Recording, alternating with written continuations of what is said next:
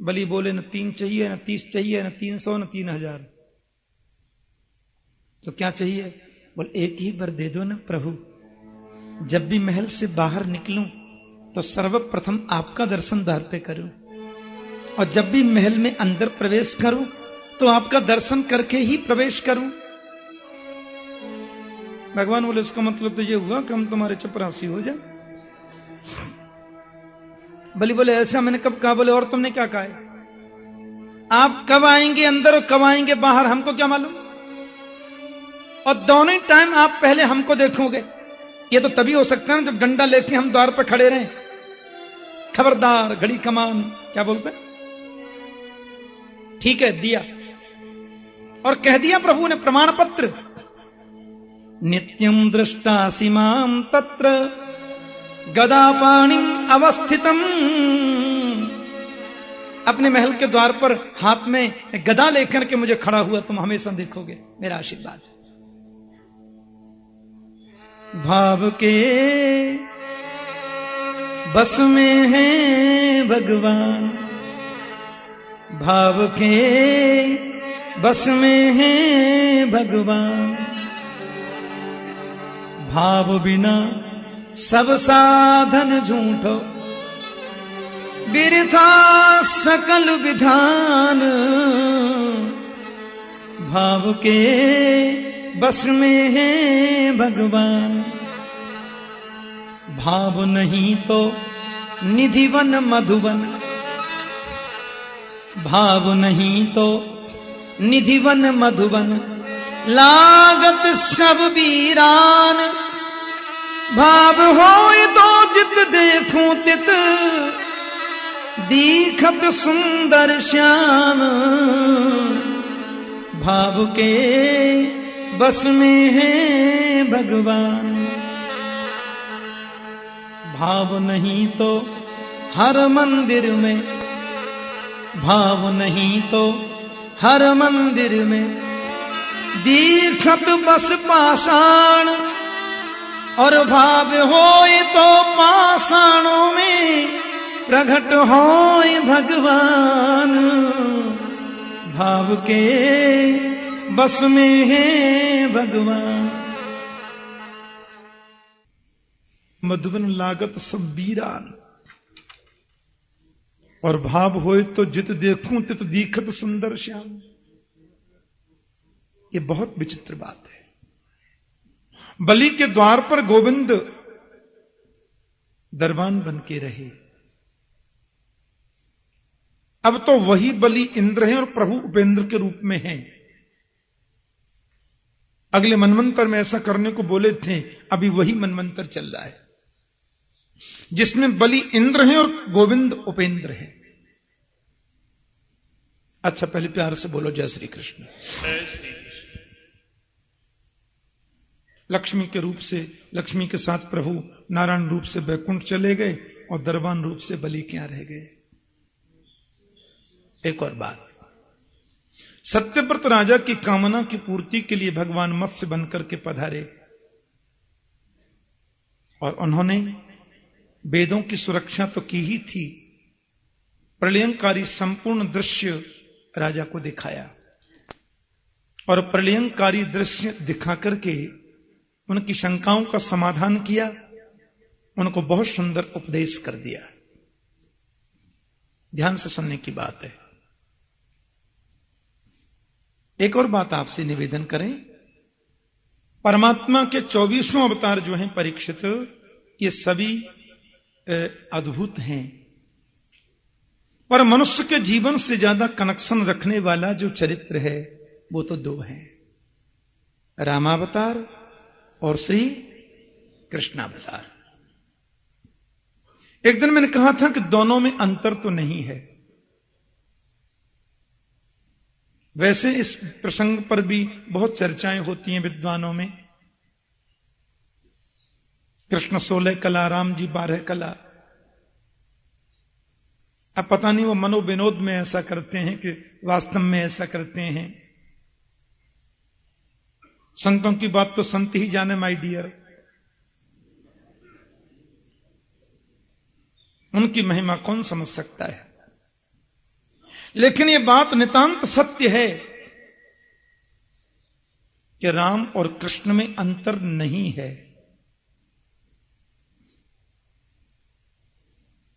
भगवान राम 12 कला पूर्ण है और कृष्ण जो है वो 16 कला पूर्ण है, इसलिए कृष्ण ही परिपूर्णतम है। एते चांस कला पुंस कृष्णस्तु भगवान स्वयं। मुझे ऐसा लगता है कि राम भी 16 कला पूर्ण है। मर्यादा पुरुषोत्तम होने के नाते प्रभु राम ने अपनी 4 कलाओं को ज्यादा प्रकट नहीं किया। राम 16 कला पूर्ण न होते तो राम के नाम के आगे चंद्र कभी लगता ही नहीं। रामचंद्र, इससे वो 16 कला पूर्ण ही है, अंतर तो है ही नहीं। राम कृष्ण दो एक हैं, अंतर नहीं निमेष, इनके नयन गंभीर हैं, उनके चपल विशेष। भगवान राम जो है वो मर्यादा पुरुषोत्तम है राजन, इसलिए राम ने जो किया है वो करो, कृष्ण ने जो कहा है वो करो। कृष्ण का योगेश्वर चरित्र है। और एक और बात आपसे कह दूं, भगवान श्री कृष्ण के चरित्र में ज्यादा योगेश्वरता यदि कहीं परिलक्षित होती है तो वो केवल ब्रज की लीला। ब्रजमंडल में श्री कृष्ण 11 दिन और 11 वर्ष और 56 दिन तक रहे बस। तो 11 वर्ष और 56 दिन जो कृष्ण का चरित्र है, वो चरित्र बिल्कुल जीवन में उतारने योग्य नहीं है, यानी मनुष्य उतार भी नहीं सकता। 7 दिन का बच्चा पूतना को मार रहा है, यह मनुष्य की सामर्थ्य है ही नहीं। 6 महीने का बच्चा शक्तासुर से युद्ध कर रहा है, यह मनुष्य कर ही नहीं सकता। 1 वर्ष का बालक तृणावर्त को मार रहा है, यह मानव का कर्म नहीं है। 5 वर्ष का बच्चा अग्नि को पी रहा है, दावाग्नि, मुंह खोला पूरी अग्नि पी गई, यह मनुष्य का कर्तव्य है, मनुष्य कर ही नहीं सकता। इसलिए कृष्ण ने ब्रज में 11 वर्ष 56 दिन की जो लीलाएं की हैं, वो तो केवल चिंतन की लीला है, ध्यान की लीला है, जीवन में उतारने की लीला नहीं है, क्योंकि वो भगवान की लीला है, योगेश्वर की लीला है। हां, ईश्वराणाम वचः सत्यम तथैवा चरितम क्वचित। मथुरा के बाद द्वारका की लीलाएं जो गोविंद ने की, उसमें कुछ कुछ लीलाएं जीवन में उतारने योग्य हैं, सब तो वो भी नहीं। लेकिन रामचरित्र का तो संपूर्ण प्रसंग जीवनोपयोगी है, क्योंकि राम जी ने रामचरित्र करके मनुष्यता का पाठ पढ़ाया, भगवत्ता नहीं दिखाई। यही तो अंतर है राम और कृष्ण में। राम से जब भी किसी ने पूछा आपका परिचय, तो राम जी बोले, दशरथ का ज्येष्ठ पुत्र, संतों के चरणों का दास, मैं राम। और कृष्ण ने अपने जीवन में 50,000 बार से ज्यादा कहा है, मैं भगवान हूं, मेरी शरण में आ जाओ, मैं तुम्हें मुक्ति दूंगा। राम ने कभी कहा नहीं, कृष्ण ने कभी छुपाया नहीं, क्योंकि योगेश्वर का चरित्र है, यह पूर्ण ईश्वरीय चरित्र है। पर राम जो ईश्वर हैं, उन्होंने मानवता को दिखाया है, ईश्वरता को छुपाया है। यही दोनों में अंतर है। वस्तुतः राम ही कृष्ण है और कृष्ण ही राम है। शास्त्र दृष्टि से तो यह बात माननी चाहिए ही।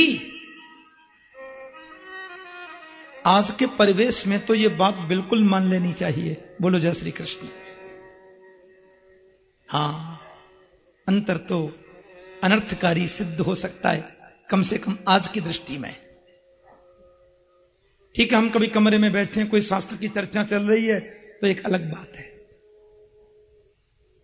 भगवान राम ने जिस वंश में अवतार लिया है, उसे सूर्यवंश कहते हैं। और मैं जल्दी जल्दी आपको सूर्यवंश बता के अयोध्या चलूंगा। नारायण के बेटा ब्रह्मा हुए, ब्रह्मा के बेटा मरीचि हुए, मरीचि के कश्यप हुए, कश्यप के सूर्य हुए। सूर्य का नाम है विवस्वान, और विवस्वान सूर्य के जो बेटा हुए उन्हें वैवस्वत मनु कहते हैं। इन्हीं के वंश में बेटा नभग हुआ, नभग का नाभाग हुआ, नाभाग के अम्बरीश हुए। एकादशी व्रत करते थे, दुर्वासा जी परीक्षा लेने आए और परीक्षा में अम्बरीश पास हो गए। इस वंश में यौवनाश्व हुए, यौवनाश्व के मानधाता हुए, मानधाता की 50 कन्याएं सौभरी को ब्याई गईं। त्रिवंदन हुए, फिर त्रिशंकु हुए, फिर हरिश्चंद्र हुए, आगे चलकर बाहुक हुए, जिनके बेटा सगर हुए। सगर की 2 पत्नियों में एक के एक बेटा हुआ असमंजस, एक के मांसपिंड हुआ, जिसको क्रोध में आकर टुकड़े कर दिए और 60,000 हो गए। असमंजस की शादी हुई, पुत्र का नाम है अंशुमान। पर 60,000 जो सगर पुत्र हैं कुछ उद्दंड हैं। असमंजस घर से निष्कासित कर दिए गए, क्योंकि वो पागलों की सी वृत्ति में रहते। सगर के इन 60,000 पुत्रों ने भगवान कपिल का अपमान किया, क्योंकि इंद्र ले गए थे घोड़ा चुरा के यज्ञीय पशु, और भगवान कपिल के आश्रम पर बांधकर वो अंतर्धान हो गए। सगर के पुत्रों ने उनको चोर समझा, मारने दौड़े। कपिल के नेत्र खुलते ही सब जल के राख हो गए। ब्राह्मण की क्रोधाग्नि में जलकर जो नष्ट होता है उसकी मुक्ति नहीं होती, ऐसा लिखा है। अंशुमान ने बहुत प्रार्थना की। ऋषि कपिल और महात्माओं ने कहा, वामन भगवान का चरण जब ब्रह्मलोक में गया और उसको धोकर के जल कमंडल में जो ब्रह्मा ने रखा, वही जल इन सगर के पुत्रों की भस्मी पर डाल दिया जाए तो मुक्त हो जाएंगे। अब गंगा माता को ब्रह्मा के कमंडल से कौन लेके आए? अंशुमान ने तप किया, गंगा न आ सकी। अंशुमान के पुत्र महाराज दिलीप हुए, दिलीप ने तप किया, गंगा को न ला सके। दिलीप के पुत्र हुए भगीरथ। गंगा माता आई, ब्रह्मांड कटा का भेदन करके सबसे पहले तो ध्रुवलोक में आई, सप्तर्षि मंडल पर आई, फिर शिवजी की जटा में पधारी और शिव जटा से सुमेरु पर गिरी, सुमेरु से हिमालय पर आई और गंगोत्री से प्रारंभ हो गई। वहां बैठा तो एक महात्मा, ये क्षत्रिय महात्मा थे, नाम था इनका जहनु मुनि, राजर्षि। माता गंगा जी की धवल धारा तीव्र गति से आ रही थी, कलकल कलकल करती हुई। महात्मा जी की झोपड़ी उधर थी, कुटिया सो वो उड़ा दी, कुटिया बह गई। जानू बोले, अच्छा। सो बाबा ने ओक लगाई और गंगा को पी गए।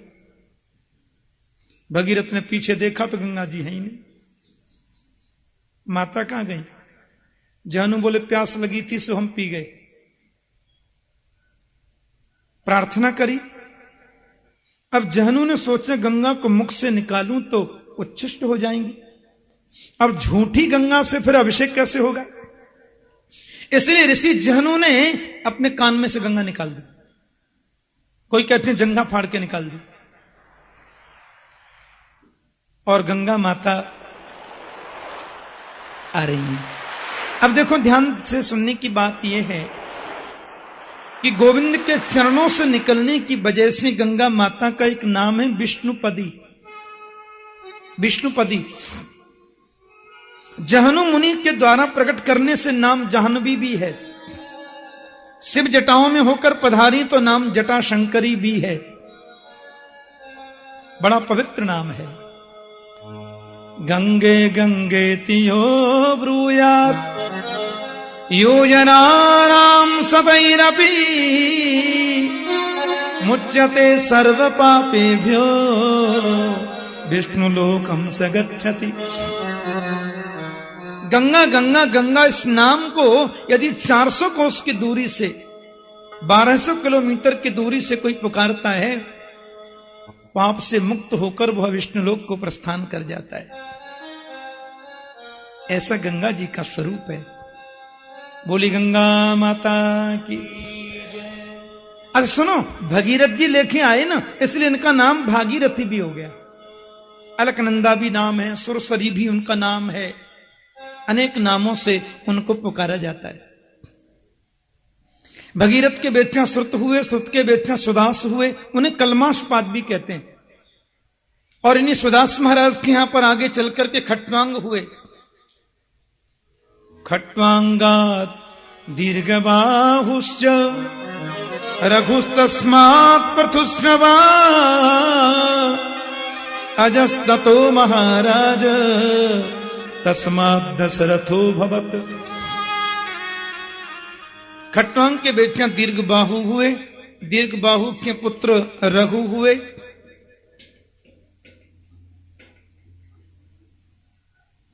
उनके बेटियां फिर दिलीप हुए। रघु के पुत्र दिलीप, जिनको पृथुश्रवा कहते हैं, और उनके पुत्र हुए अज, और अज के ही पुत्र कहलाए महात्मा दशरथ। कैसा निर्मल जीवन, कैसी अद्भुत उनकी मनस्थिति। अयोध्या के सम्राट हैं महाराज दशरथ, और हम लोग सब अवध में प्रवेश करने जा रहे हैं। दशरथ का मतलब होता है दसों दिशाओं में जिनका यश है, दसों दिशाओं में जिनके रथ को आवाज गति से चलने की सामर्थ्य प्राप्त है, वे महाराज दशरथ हैं। अवध के तो वे सम्राट हैं। अयोध्या, बहुत ध्यान देना, असल में तो अयोध्या का मतलब होता है जहां कभी युद्ध नहीं होता, उसी को अयोध्या बोलते हैं। अवध का मायने होता है जहां कभी किसी निरपराध का वध नहीं किया जाए, उसी को अवध कहते हैं। लेकिन यहां महात्मा दशरथ के मन में आजकल थोड़ी चिंता है। 3 भार्या हैं, महारानी कौशल्या, महारानी सुमित्रा, महारानी कैकेयी, लेकिन मन में बड़ी चिंता है। और मन में इतनी चिंता, हो ही न विमल विवेक और गुरुसन कियऊ दुराव। मन में कोई टेंशन आवे तो पड़ोसी को तो कभी बताना ही नहीं है, लेकिन गुरु जी से कभी छुपाना नहीं।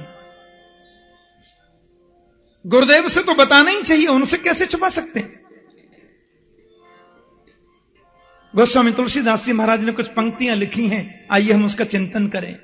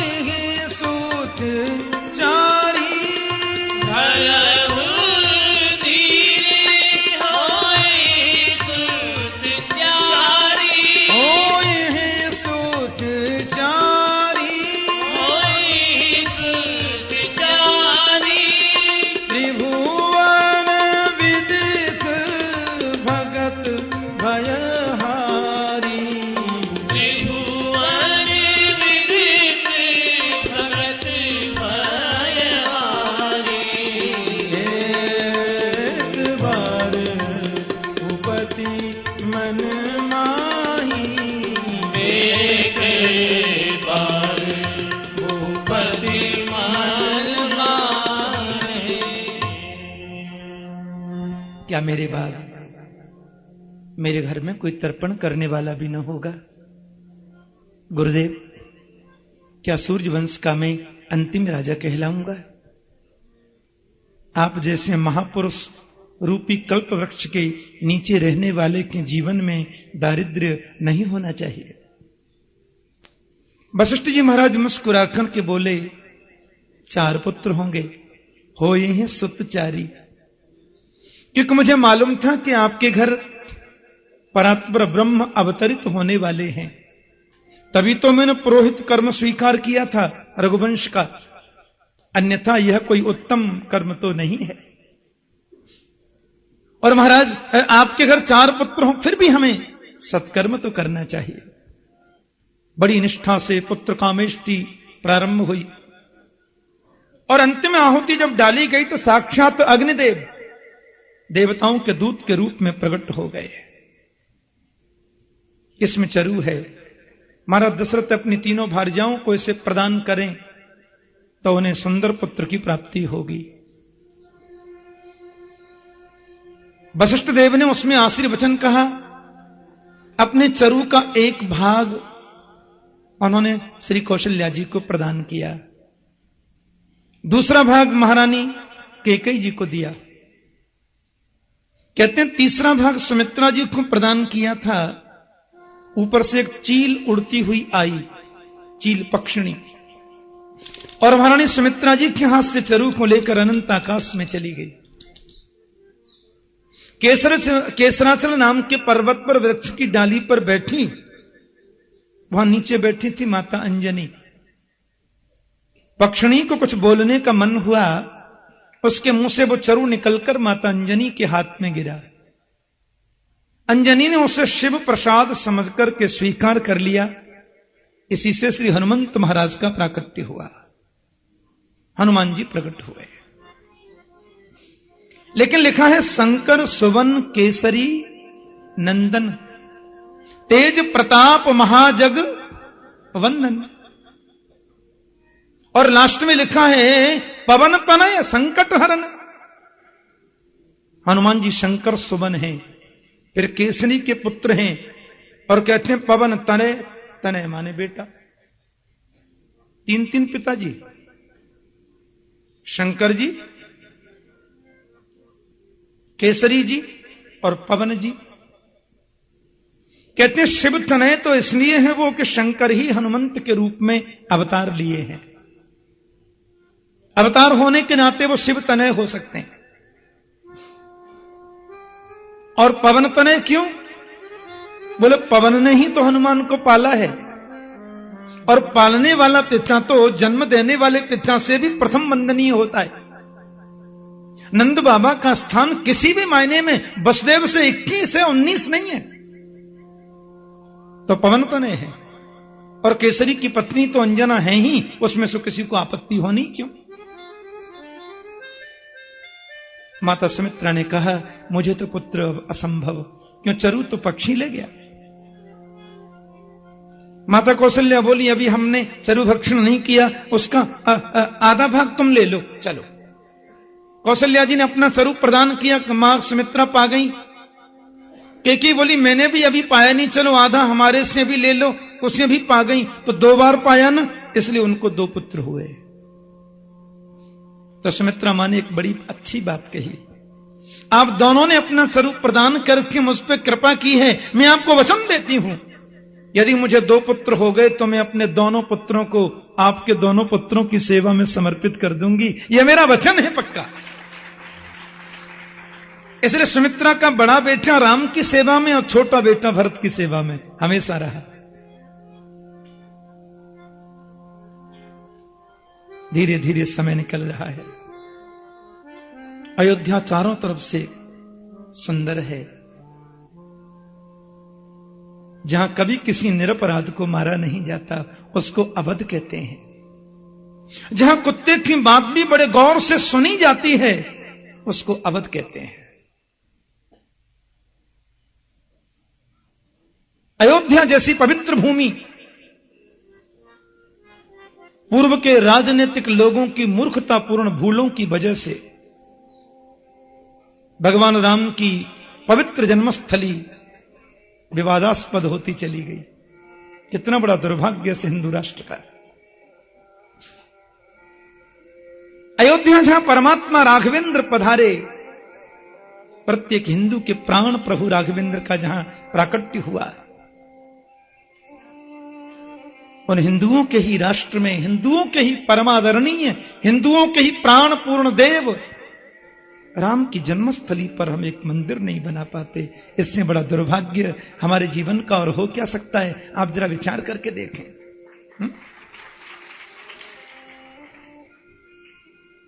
पूर्व के राजनीतिक लोगों की मूर्खतापूर्ण ऐतिहासिक भूलों ने इस राष्ट्र की जो दुर्गति की है, उस दुर्गति से इसको बचाने का संकल्प तो हमें लेना ही होगा। इसके लिए सतत प्रयास करने होंगे। जागरूकता बढ़ी है पर संतोष लायक नहीं है। बोलो जय श्री कृष्ण। अयोध्या में आज आनंद की वृष्टि हो रही है, आनंद का वर्षण हो रहा है। धीरे धीरे धीरे धीरे आया चैत्र मास। चैत्र मास के शुक्ल पक्ष की नवमी तिथि और मंगलवार,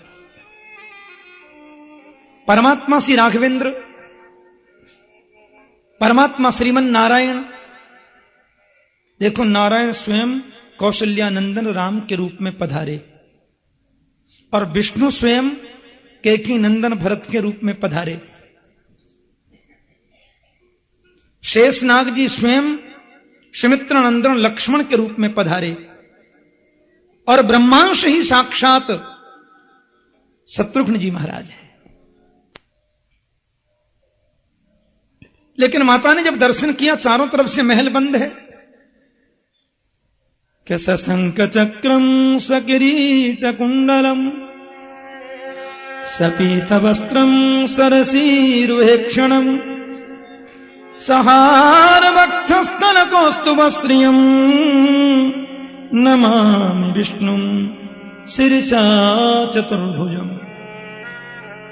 शंख चक्र गदा पद्मधारी श्रीमन नारायण माता कौशल्या के भवन में प्रकट है।